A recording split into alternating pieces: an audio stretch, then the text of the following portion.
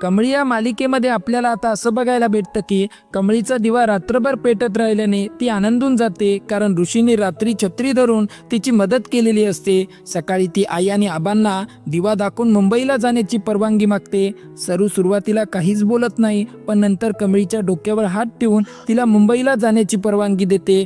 कमळी आनंदाने उड्या मारू लागते. ऋषी तिचे फोटो काढत असतो आणि त्याला त्याच्या मित्राचा साहेबचा फोन येतो. ऋषी त्याला सांगतो की तो एका चांगल्या मुलीची मदत करत होता, पण साहेब त्याला नाश्त्यासाठी गेस्ट हाऊसमध्ये बोलवतो. दुसऱ्या दिवशी रागिनी आणि कामिनी अनिकाला घेऊन मंदिरात जातात. अनिकाला मंदिरात जाण्यात रस नसतो, पण कामिनी तिला पटवून देते की गावातल्या लोकांची मनं जिंकण्यासाठी आणि जमिनी हडपण्यासाठी मंदिरात जाणे महत्त्वाचे आहे. तिथे जाऊन ते आपली ताकद दाखवू शकतात. रागिनी अनिकाला देवीची मानाची साडी मिळणार असल्याचे सांगून तिला सोबत येण्यासाठी तयार करते, पण तिला चुडीदार घालण्याची अट घालते. इकडे कमळी आणि निंगी संपूर्ण गावात ओरडून सांगत असतात की त्या दोघी मुंबईला शिक्षणासाठी चालल्या आहेत.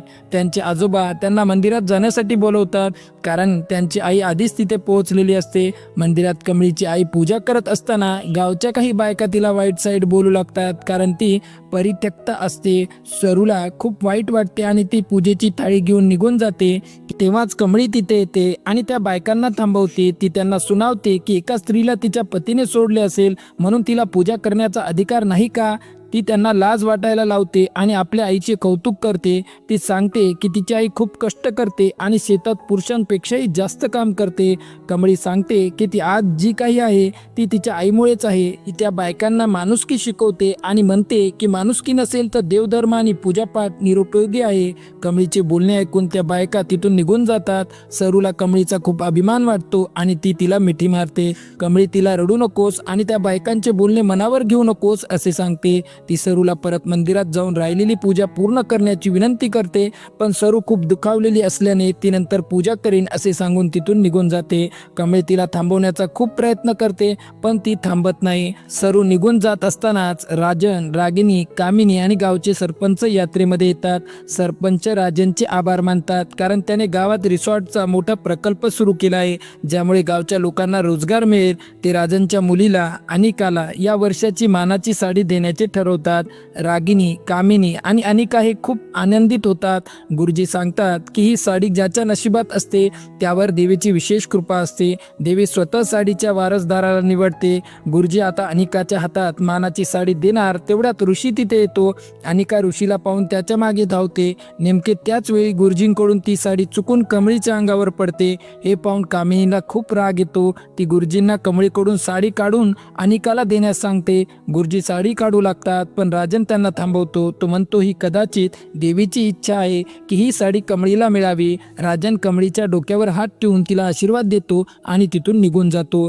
कमळी धावत आपल्या आईजवळ येते आणि तिला मानाची साडी मिळाल्याचे आनंदाने सांगते. सरूला काही समजत नाही की कमळीला ही साडी कशी मिळाली. कमळी तिला घडलेला प्रकार सांगते. तेवढ्यात सरूला फोनवर बोलणारा राजन दिसतो. राजनला पाहून तिला भूतकाळातील त्याचे लग्न आठवते. कमळी राजनकडे बोट दाखवून आई ते बघ ते साहेब, त्यांनी मला ही मानाची साडी मिळवून दिली असे म्हणते. सरू राजनकडे एकटक पाहू लागते, कारण तो कमळीचा खरा वडील असतो. तेवढ्यात तिला कामिनीही दिसते आणि तिला पाहून सरू घाबरून जाते. कमळी सुद्धा त्यांच्याकडे बघत असते आणि म्हणते आई हेच ते साहेब आहेत ज्यांनी मानाची साडी माझ्या हातात दिली. राजन त्यांच्याकडे पाहू लागतो. कमळी आई चल तुला त्या साहेबांची ओळख करून देते असे म्हणत मागे वळते आणि पाहते तर सरू तिथून पळून गेलेली असते. कमळी विचार करते आई अचानक कुठे गेली असेल. कमळी राजनकडे पाहून हात उंचावून हसते. राजन सुद्धा तिच्याकडे पाहून हसतो आणि हात उंचावतो.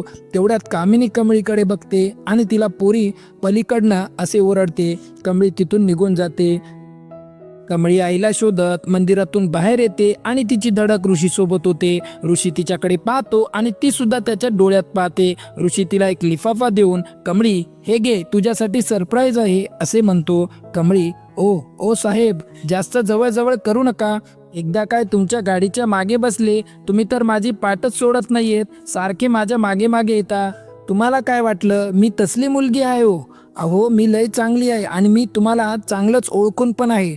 तुमच्यासारखी शहरातली माणसं शहरातली पोरं असंच करतात. एकदा काय भाव दिला लगेच पोरीचा पाठलाग करू लागतात.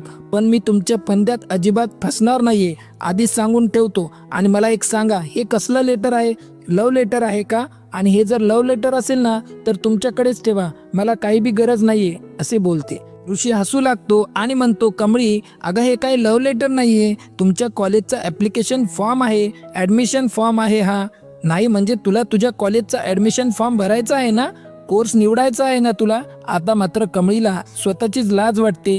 ती ऋषीची माफी मागते आणि बोलते, सॉरी मला माफ करा, माझा जरा गैरसमज झाला होता. ऋषी आता सॉरी वगैरे काही एक म्हणू नकोस, हा फॉर्म घे आणि भरून टाक, मला फक्त तुझी मदत करायची होती असे म्हणतो. इकडे रागिणीचा मॅनेजर तिला सांगतो की गावातले सर्व लोक जमीन द्यायला तयार आहेत, पण एक म्हातारा त्याच्या छोट्याशा जमिनीसाठी अडकून बसला आहे आणि तो जमीन द्यायला तयार नाही. हा म्हातारा कमळीचा आबा असतो, त्याच्या जमिनीशिवाय रिसॉर्ट तयार होणार नाही. रागिणी मॅनेजरला ओरडते आणि म्हणते की अशा छोट्या गोष्टी माझ्यापर्यंत आणू नकोस. ती त्याला तिप्पट किंमत देऊन जमीन विकत घेण्यास सांगते. मॅनेजर म्हणतो की त्याने तिप्पट रक्कम देऊ केली होती तरीही म्हातारा ऐकायला तयार नव्हता. रागिणी असं आहे का, थांबा मीच त्या म्हाताऱ्याशी बोलते, बघते कसं ऐकत नाही असे म्हणते. ते दोघेही आबांच्या जवळ येतात. आबा तू पुन्हा आलास, तुला मी किती वेळा सांगितलं मला माझी जमीन विकायची नाहीये असे म्हणतात. मॅनेजर मला बोलायचं नाहीये, या मॅडमला तुमच्याशी बोलायचं आहे, मॅडम म्हणजे लय मोठी हस्ती आहे असे म्हणतो. रागिणी काका एकदा माझं ऐकून घ्या, या गावामध्ये मी खूप मोठा रिसॉर्ट बांधणार आहे, त्यामुळे तुमच्या गावातल्या लोकांना रोजगार मिळेल आणि यामध्ये तुमचाच फायदा आहे, त्यामुळे जमीन देऊन टाका असे सांगते.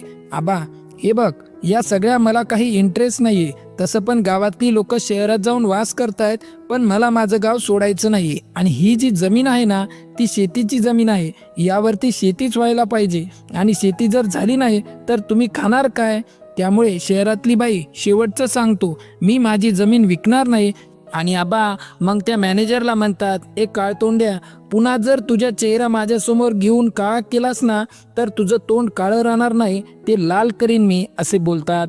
तेवढ्यात कमळी येते आणि आजोबा बाबा इथे काय करतायत तुम्ही असे विचारते. आता कामिनीला कळते की हा कमळीचा आजोबा आहे. कामिनी रागिणीला, रागिणी तुझ्या लक्षात येतंय का, हा म्हातारा म्हणजे तिचा आजोबा आहे. आता बघ एका दगडामध्ये मी कसे 2 पक्षी मारते, ज्यामुळे तुला तुझी जमीन सुद्धा मिळेल आणि अनिकाला तिचा बदला असे बोलते. तर आता मालिकेच्या येणाऱ्या भागात आपल्याला असं बघायला भेटणार आहे, इकडे कमळी ही आपल्या मुंबईला जाण्याचे स्वप्न रंगवत आहे, ॲडमिशनचा फॉर्म भरत आहे. पण इकडे कमळीच्या आयुष्यात मात्र वेगळेच वळण येणार आहे, कारण की कमळी ज्यावेळेस घरी पोहोचते त्यावेळेस तिला लक्षात येतं की घरी आपल्याला बघायला पाहुणे आलेले आहेत. आणि हीच गोष्ट ज्यावेळेस ऋषीला कळते त्यावेळेस ऋषी देखील फार नाराज होतो. आता ऋषीला कळत नाहीये की पुढे काय करावं, तर कमळीच्या देखील समोर हे मोठं संकट आता येऊन उभा राहणार आहे. मित्रांनो आजचा व्हिडिओ आवडला असेल तर व्हिडिओला एक लाईक नक्की करा. असेच अपडेट बघण्यासाठी आमच्या चॅनलला सबस्क्राईब करा.